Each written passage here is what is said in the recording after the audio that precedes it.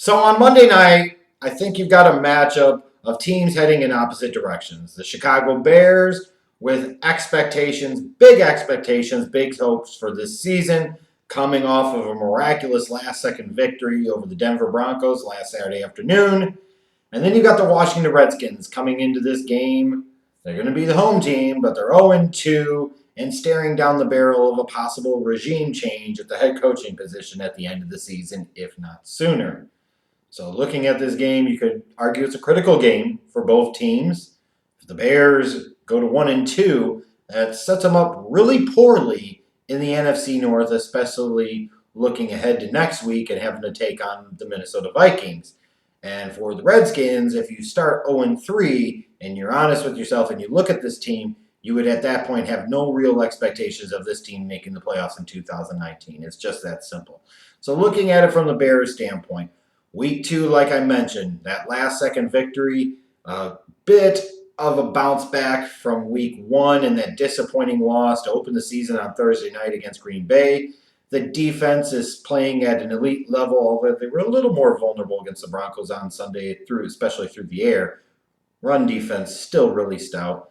The good thing from an offensive philosophy standpoint is you could tell that the Bears were more dedicated, more committed to running the football, giving David Montgomery more looks and more touches. And they needed to because Trubisky was bad yet again.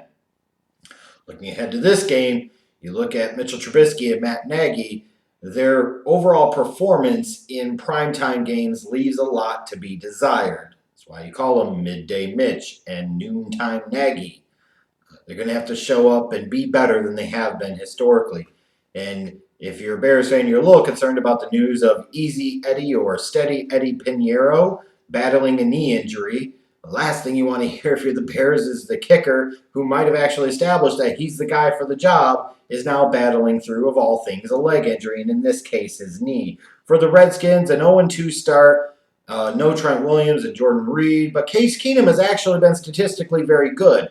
69% completion percentage, 601 yards passing through 2 games, 5 touchdowns, no interceptions. They're not losing games because of Case Keenum. He's at least been good. He's at least been solid. You have to wonder at what point in time it no longer becomes feasible for the Redskins to continue to start him, and if there could potentially be a trade market that develops for him, and if that is the impetus for them to move on from Case Keenum and ultimately kick off the Dwayne Haskins era. Terry McLaurin has been a bit of a revelation so far through 2 games, pulling a bit of a Michael Thomas impression. 10 catches, 187 yards, 2 touchdowns.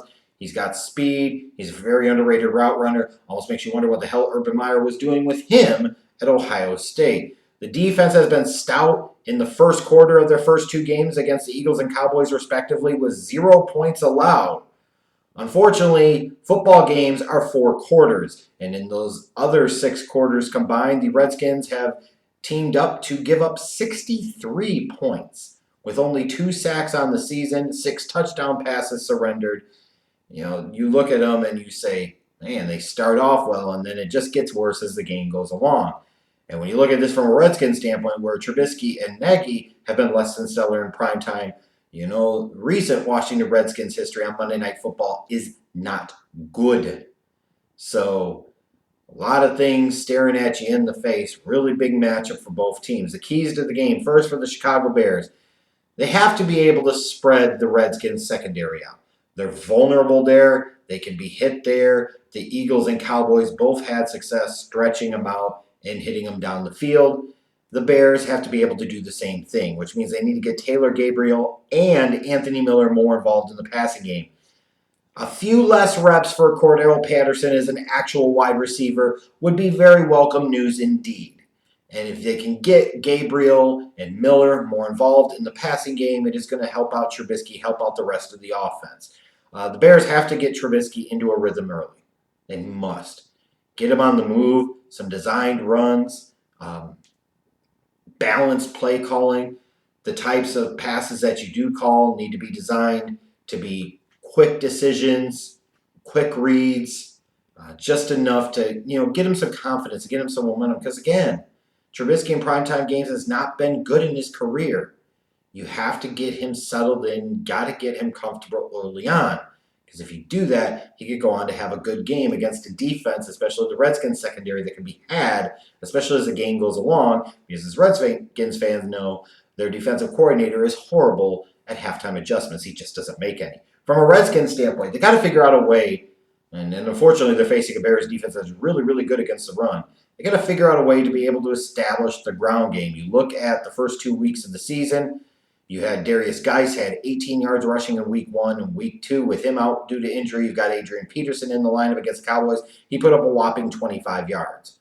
If the Redskins can't establish something on the ground, it's going to make them one-dimensional, means you put even more pressure on Case Keenum with limited weapons around him, with that ferocious Bears pass rush barreling down on him. It is a recipe for success, disaster for the Redskins. They must figure out a way to run the ball with at least some consistency and some level of effectiveness. At least some. They actually have to make some second half adjustments, both offensively and especially defensively. Like I mentioned, in the first quarter of the 2 games they played this season, the Redskins haven't given up any points. It's the other 3 quarters that are kicking their ass, especially in the second half. They start petering out. They've got to figure out a way to be better in the other 3 quarters, and in particular in the second half. And for the Redskins, for a defense that only has 2 sacks through 2 games, you talk about a young quarterback in Trubisky who doesn't have a lot of confidence, nor should he, because he sucks so far. You want to get him out of his rhythm, and you want to get him off balance, and you want to get him to kind of clam up into the pressure of Monday night in prime time. You must get to him early. Get in his face, pressure him, knock him down a couple of times. If you do that, he could pull off a bit of a Rex Grossman impression, which makes this game a whole lot closer than it frankly should be. When I look at this, to me, the Bears are clearly the better team. But that in and of itself doesn't automatically guarantee victory. I have seen nothing the first 2 weeks out of the Bears on the offensive side of the ball that indicates that this is a totally and completely legit team. Their defense is legit. Their defense is Super Bowl championship worthy. Their offense is playing like 5-11 team type of football. They have to be better. And looking at the Redskins, bad history on Monday night.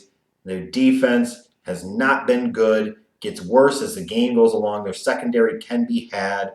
I don't expect a Trubisky bust-out type of performance, but I would have to think in week number 3, he's going to have to be a little bit better.